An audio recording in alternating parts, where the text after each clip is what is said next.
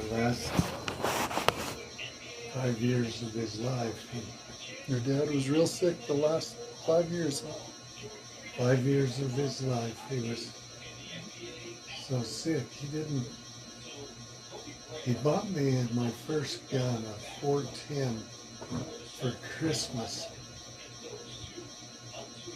in 1953. I turned 10 in March, and he died in September. And so he never really taught me firearm safety or anything. But he bought me that 410. It's upstairs in the gun case. Mm-hmm. And the day I got it on Christmas morning, Lanny and I and Doyle Hargis again went out to shoot doves to try it out. And just a single shot, what could you do wrong? Well, one thing you could do wrong is when you're through shooting at birds, to get in a truck without unloading it. That's what I did. And somehow, I'm just a kid, 9 years old, I kind of thought I had unloaded it. And we're driving back to our house by then Dad had built a new house for us on Val Vista. And we were coming back from a grain field east of our farm on Baseline. And we were about a quarter of a mile from Val Vista going down Baseline Road, which was just an old dirt road. And Lanny's driving, I'm in the middle, and Doyle was on the right. And Lanny said, "LaRue, did you unload your shotgun?" I said, "I think so. I don't know." I didn't know. And Lanny, without thinking about what he was doing,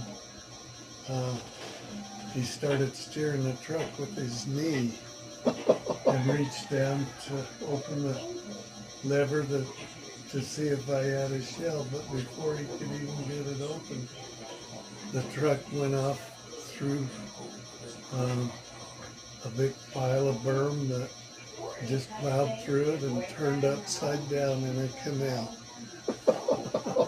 It was about a 10-foot, 12-foot deep canal. Fortunately, no water in it. And there we were, upside down in the pickup truck. But at the time, when it turned over, I think my shotgun fired. Because something hit the hammer, cocking it, and it fired at the same time, because there was a lot of jostling in there. And I think it blew out the windshield. And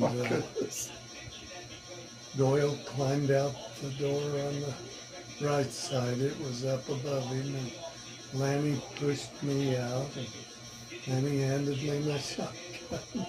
He climbed out, and we had to walk home. I'll credit my dad. I thought he was going to be furious and kill us and take away Lenny's driving privileges and my gun. And all he said was, nobody was hurt. So you just have to make sure you learn from this lesson. You always unload your guns before you get in the truck. And Lanny, you don't drive with your knee and try to unload somebody else's gun. He said, the truck, we can get a record and pull the truck out. It may be totaled, but it's just a truck. And that's how he handled it. He didn't punish us. we were all expecting it, but he didn't. And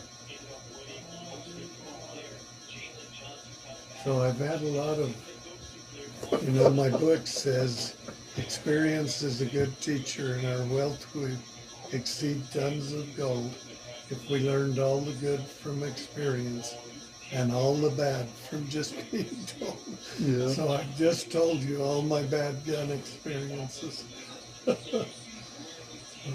That one upstairs that I had, my dad paid $24.95 for that gun, brand new at O.S. Stapley Farm and Farm Implement and Sporting Goods store in Mesa. He told me, pick any gun you want. It's going to be your Christmas present.